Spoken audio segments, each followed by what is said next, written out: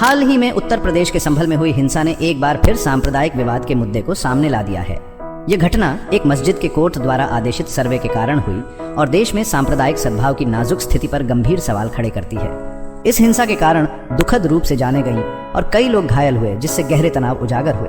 ये घटना सांप्रदायिक हिंसा के एक बड़े पैटर्न का हिस्सा है जिसने भारत को बहुत लंबे समय से परेशान किया है। राजनेताओं, सामाजिक कार्यकर्ताओं और चिंतित नागरिकों ने हिंसा पर दुहक व्यक्त किया है और अपराधियों के खिलाफ तेज कार्रवाई की मांग की है।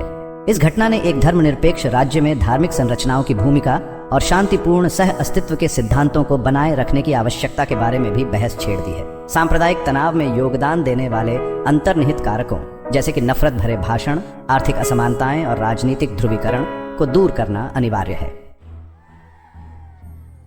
संभल में प्राचीन जामा मस्जिद के कोर्ट द्वारा आदेशित सर्वे के दौरान हिंसा भड़क उठी। यह सर्वे एक याचिका के आधार पर शुरू किया गया था, जिसमें दावा किया गया था कि मस्जिद का निर्माण एक ढाए गए मंदिर के ऊपर किया गया है, जिससे मौजूदा तनाव भड़क गया। स्थिति जल्दी ही नियंत्रण से बाहर हो गई, जिससे झड़पें हुई और कानून प्रवर्तन को हस्तक्षेप करना पड़ा। स्थानीय मुस्लिम समुदाय के लिए पूजा का एक पवित्र स्थान मस्जिद उनकी पहचान और विरासत का प्रतीक बन गई। स्थिति को संभालने में स्थानीय प्रशासन और कानून प्रवर्तन एजेंसियों की भूमिका जांच के दायरे में आ गई है। सुरक्षा व्यवस्था की पर्याप्तता और बढ़ती हिंसा पर प्रतिक्रिया के बारे में सवाल उठाए गए हैं। गलत सूचना और अफवाहों के प्रसार को रोकने के लिए कर्फ्यू लगाया गया और इंटरनेट सेवाएं बंद कर दी गईं। संभल मस्जिद सर्वे और उसके बाद हुई हिंसा भारत में धर्म, कानून और इतिहास के बीच जटिल संबंधों को सामने लाती है। इस घटना ने 1991 के पूजा स्थल विशेष प्रावधान अधिनियम को लेकर बहस फिर से शुरू कर दी है। यह अधिनियम किसी भी पूजा स्थल के रूपांतरण को प्रतिबंधित करता है और 15 अगस्त 1947 को मौजूद ऐसे स्थानों के धार्मिक चरित्र को बनाए रखना चाहता है।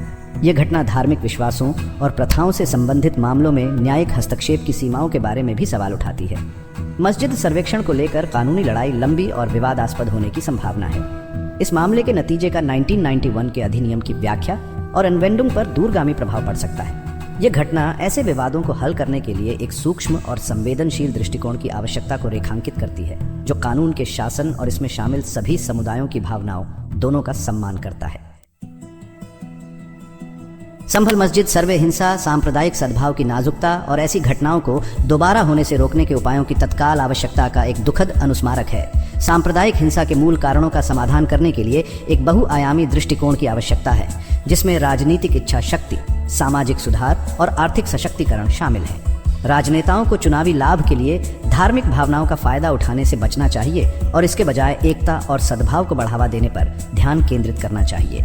अक्सर सोशल मीडिया के माध्यम से बढ़ाए जाने वाले नफरत भरे भाषण और गलत सूचना का प्रभावी ढंग से मुकाबला किया जाना चाहिए। शैक्षणिक संस्थानों और नागरिक समाज संगठनों की अंतरधार्मिक संवाद को बढ़ावा देने और सहिष्णुता को बढ़ावा देने में महत्वपूर्ण भूमिका है। कानून प्रवर्तन एजेंसियों को सांप्रदायिक स्थितियों को संवेदनशील और प्रभावी ढंग से संभालने के लिए सुसज्जित और प्रशिक्षित किया जाना चाहिए। जनमत बनाने में मीडिया की महत्वपूर्ण भूमिका होती है और उसे संवेदनशील मुद्दों पर रिपोर्टिंग में जिम्मेदारी का प्रयोग करना चाहिए।